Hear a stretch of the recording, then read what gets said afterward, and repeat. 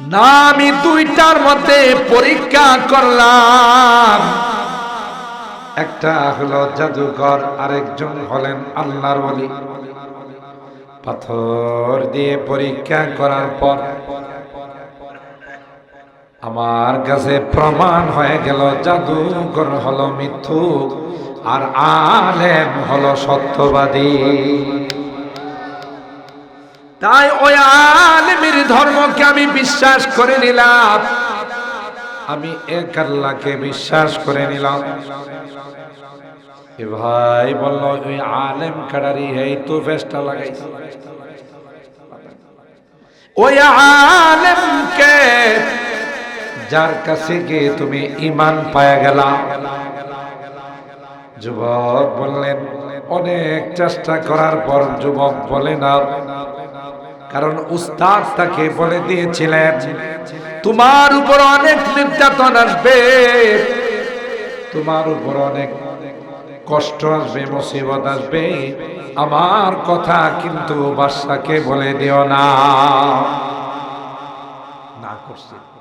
তাই যুবক কোনোভাবে আর শিকার খাইতে একটা পর্যায়ে অতিরিক্ত টর্চারিং, অতিরিক্ত যখন অত্যাচার শুরু করলো, যুবক দিয়েছে ওই যে কোরের ঘরে সনের ঘরে গোড়া থাকে, ইলা এলো আসল।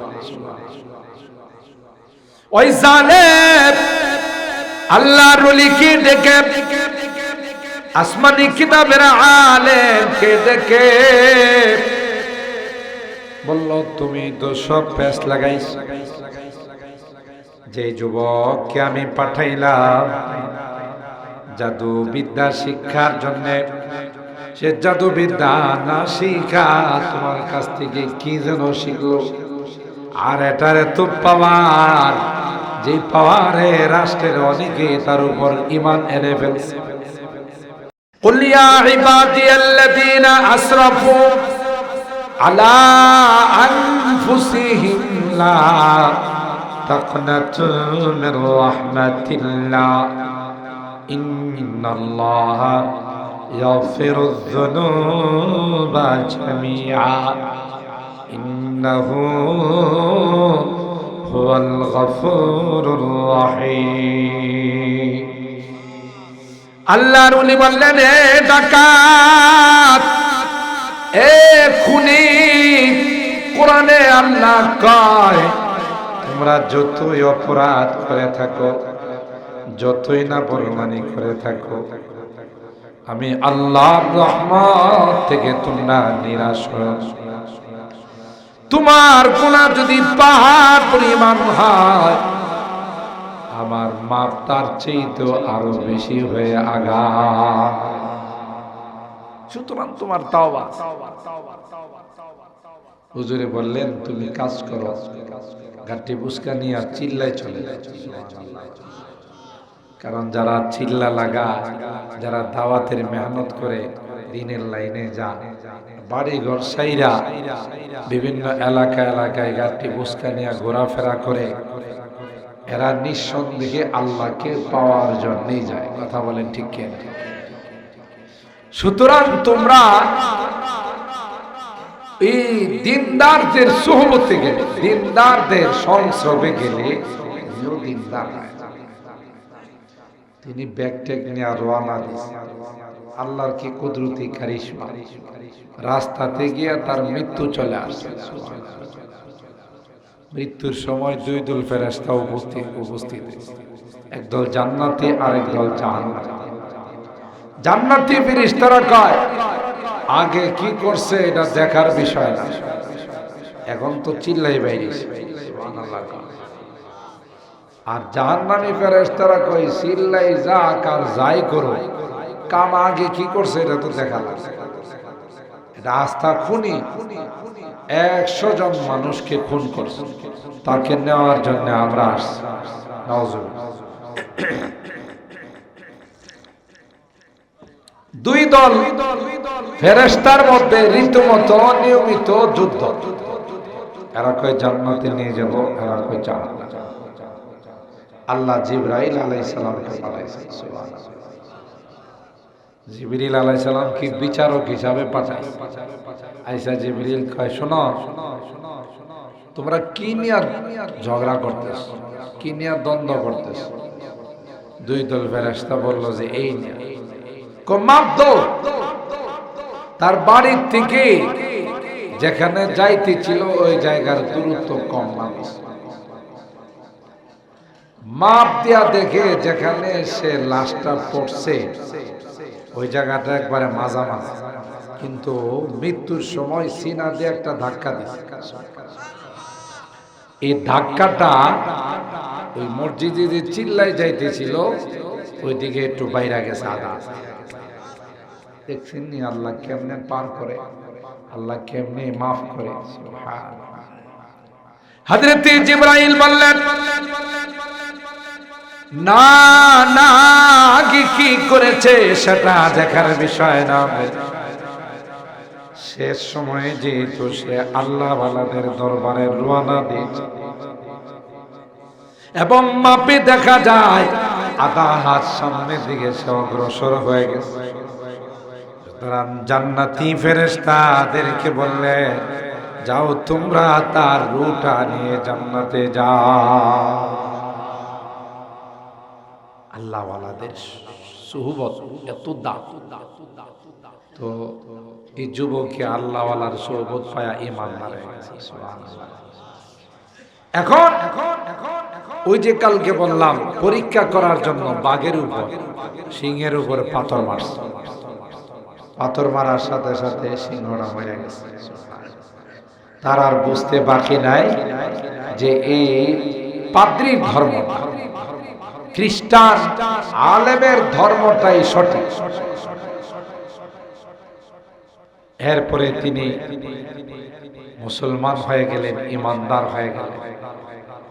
তার কাছে লোকজন আসে যত বড় রোগ নিয়ে আসো, ক্যান্সার, জন্মন্ধ, কুষ্ঠরোগ, সেবিদি বেমার, যত রোগী নিয়ে আসো। রোগীদেরকে তিনি বলেন, দেখো আমার ভালো করার কোনো ক্ষমতা নাই, তুমি যদি আমার আল্লাহরে মানো তাইলে আমি এই আল্লাহর নামে তোমার একটা ফু দিব, তাহলে তুমি বলে। রোগীরা কয় আল্লাহরে মানি, মানে আল্লাহরে বিশ্বাস করলাম, তবু আমার রোগ ভালো। হতে হতে দেখা যেত হাজার হাজার রোগী আল্লাহর উপর ঈমান আনার কারণে আল্লাহ তাদেরকে ভালো করে। একটা পর্যায়ে বাদশার দরবারে একজন ওজির, বাদশার মন্ত্রী, সেও জন্ম অন্ধ ছিল। বাদশার আবার বন্ধু ছিল, বাদশা ইউসুফ বিন নওয়াজ। সে খবর পায় অনেক টাকা পয়সা নিয়ে আসছে, যে শুনছি আপনি নাকি অনেক জটিল রোগ ভালো করেন। তিনি বলেন, না আমি ভালো করি না, ভালো করেন কে? কারো ব্যক্তিগত ক্ষমতা আছে। কেউ অনেক সময় বলে অমুক অমুক দরবারে গিয়া আমি ভালো হয়ে গেছি, অমুক দরবারে গিয়া সন্তান পাইছি, ঈমান থাকবে। আপনি আল্লাহ ওয়ালাদের ওসিলা দিতে পারেন, আল্লাহ ওয়ালাদের ওসিলা দেওয়া দোয়া করতে পারেন। ভালো করার মালিক কে? দেওয়ার মালিক কে? নেওয়ার মালিক কে? যদি কথা বলেন তিনি ভালো করে দিছে, ঈমান থাকবে। ভালো করার মালিক কে? বললেন যে আপনি একটা শর্ত আছে, যদি আপনি আমার আল্লাহরে বিশ্বাস করেন তাহলে আমার আল্লাহর নামে আমি আপনার ফু দিতে পারি, আপনার জন্য দোয়া করতে পারি।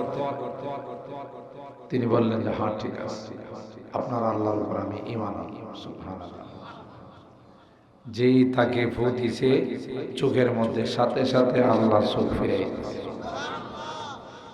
পরের দিন উজির যখন বাদশার দরবারে গিয়া বসলো, বাদশা কই কিরি তুই চোখ পাইছিস কই? কই শখ আমার আল্লাহ দিছে। ঈমানটা মজবুত না নরম? শক্ত না মনোনরম? শক্ত। আমার আল্লাহ দিছে আমার চোখ। কিরি তোর আমার আল্লাহ কেন রে? আমি ছাড়া? নাউজুবিল্লাহ। বোঝা গেল হুদা ফেরাউন নাই আল্লাহ দাবি করেন না। ফেরাউনের যত ছেলাপেলা আসলে এগুলো আল্লাহ দাবি। কেউ সরাসরি আল্লাহ দাবি করছে, কেউ ক্ষমতা পায়া নিজের প্রভু মনে করছে। কথা কয় না। তো আমি ছাড়া আমার তোমার আল্লাহ রব্বি ওয়া রব্বুকাল্লাহ, তোমার রব আমার রব সবার রব হলেন একমাত্র কে? আরো জোরে বলেন কে?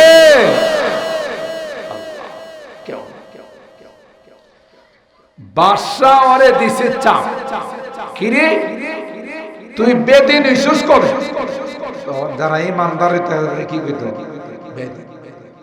তুই আবার বেদিন হইলে কবে, তুই আবার আরেক ধর্ম পালন করলে কবে? আর এই ধর্মের দাওয়াত পাইছস কার মাথা? একথা কইছে পরে যখন শাস্তি দিছে তখন এই যুবক আরে এই মন্ত্রী যুবকের কথা কয়,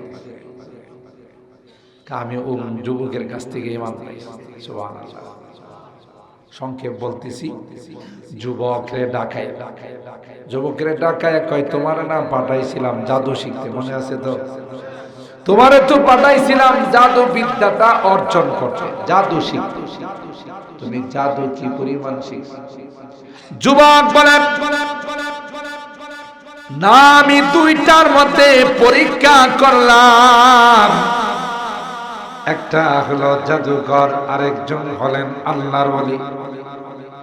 পাথর দিয়ে পরীক্ষা করার পর আমার কাছে প্রমাণ হয়ে গেল জাদুকর হলো মিথ্যুক আর আলেম হলো সত্যবাদী।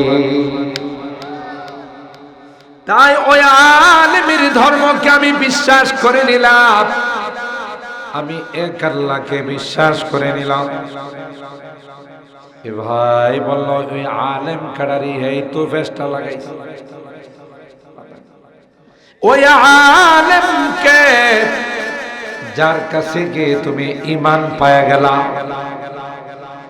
যুবক বললেন অনেক চেষ্টা করার পর যুবক বলে না, কারণ উস্তাদ তাকে বলে দিয়েছিলেন তোমার উপর অনেক নির্যাতন আসবে, তোমার উপর অনেক কষ্ট আসবে, মুসিবত আসবে, আমার কথা কিন্তু বাদশাকে বলে দিও না। না করছে, তাই যুবক কোনোভাবে আর শিকার খাইতেছে। একটা পর্যায়ে অতিরিক্ত টর্চারিং, অতিরিক্ত যখন অত্যাচার শুরু করলো, যুবক দিয়েছে ওই যে কুরের ঘরে সনের ঘরে গোড়া থাকে, ইলাইলো আসল।